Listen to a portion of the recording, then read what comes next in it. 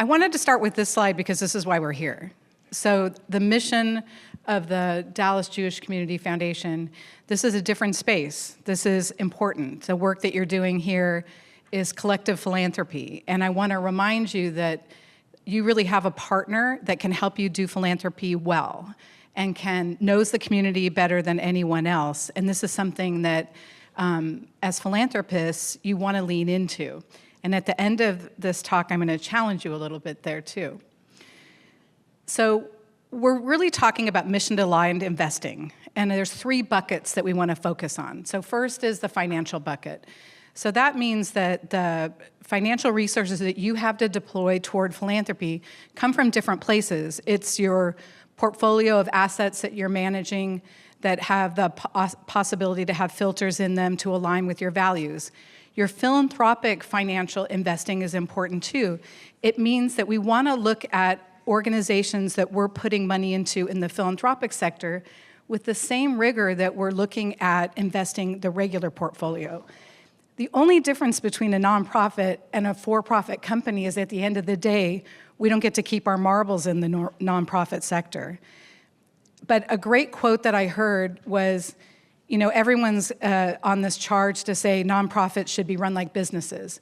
Yes, they should, except that we've got to remember that nonprofits are doing work that no one in the public sector can make money doing. So it's a different way to look at those filters. One of the biggest disservices that I see is people saying, I want to make sure the operating budget is, you know, super low. There's no for-profit company that approaches business that way.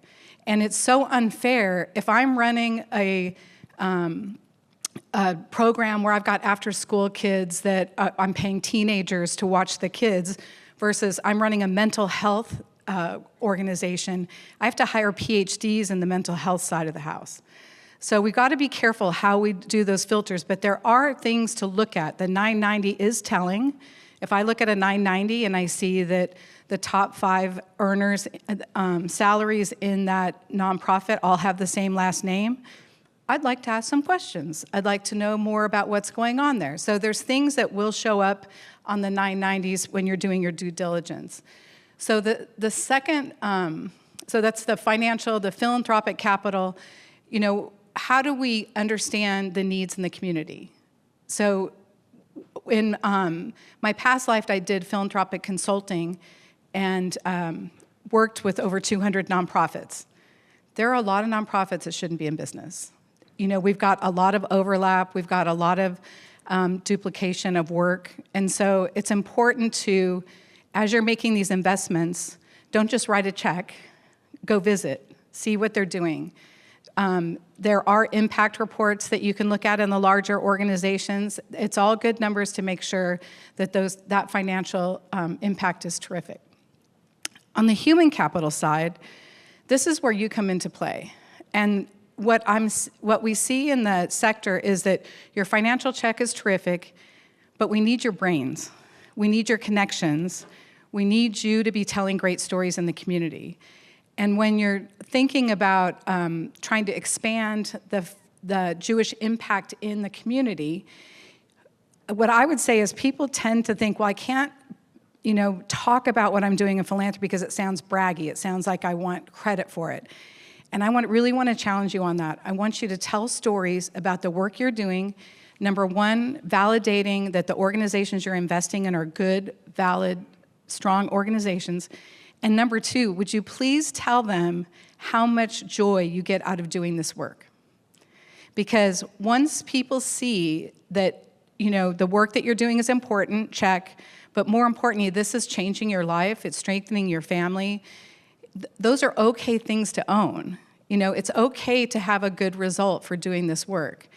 Multi-generationally, when you're aligning values with the work that you're doing, you know, there's a lot of ways to check in with your kids, looking at how do we understand the values of your children to make sure that multi-generationally this is going to go on past you, that they're engaged.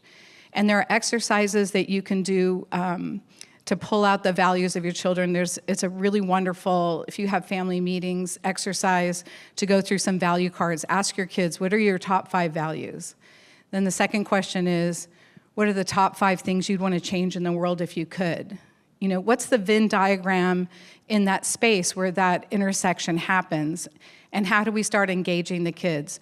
Donor advised funds, giving kids the ability to start making philanthropic investments on their own is a terrific way, while you're alive, to see how they're going to deploy assets. If you're having family meetings and making decisions together, it is one of the best ways to prepare heirs for wealth, because you're going to see how your kids interact and make decisions together. Sometimes it's not pretty. It's not a magic bullet, but I will tell you that this is one of the best ways and a tool so that you have tradition and conversation, and you have intentional time talking about something that's really important to your family, but more importantly, your kids are going to take on your legacy and your traditions. So it's really the financial, philanthropic, and human capital.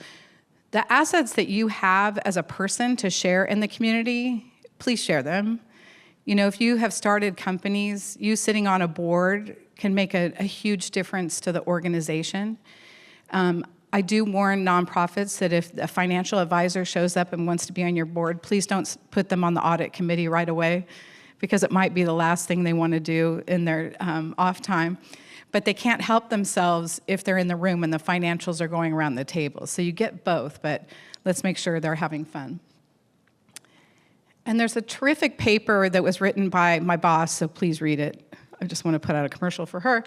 But Aligning Jewish Values with Investing in Philanthropy. And it really hits on, you know, incorporating all of these things into your, into the whole part of your financial life cycle.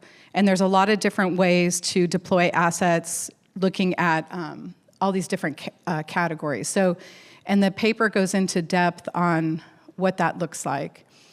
And we've got a link to that you'll get after this. You're going to send it out, right? And so any questions about philanthropic engagement in the community? I love that you're in this room investing in philanthropy. You know, this is the way that sharing knowledge really expands philanthropy. And I want to share with you that, you know, when families get together and collaborate on philanthropy, that maximizes philanthropy. So if there's opportunities where large projects are going on, getting everyone in the room understanding the gap in the community, what really needs to happen, and making sure we're putting a strategic plan together, the Community Foundation is the best way to start executing on those things. So any questions at all for me? I just make an observation based on our experience, and that is, where do you involve your children, in the next generation, in philanthropy and those decisions? That does place on the Dallas Jewish Community Foundation a certain burden in it's sort of like corralling cats, right? Because the children are young themselves, young adults, doing their own thing. So to get everybody together to make the relevant decisions requires a real effort and work on the part of the foundation to make that happen. They'll take it on. You know, they're not going to complain about that. It is herding cats, and you have, I think the biggest thing I would say is patience, because every child, well, really every adult has seasons in life where it's interesting to them, they're more engaged, it matters more to them. So it's more about the cadence of it, creating the traditions that this is what our family does. We have an annual meeting, whatever your cadence is for getting together and doing this work. And a great quote that I heard was, invite them all and work with those who show up. Because you don't want this to cause friction in the family, but what typically happens is when siblings see that, wait, there's something going on I'm missing, or I'm not a part of, that can motivate them. But I would say set the cadence, you hold your space, that this is important, and what is important in your values.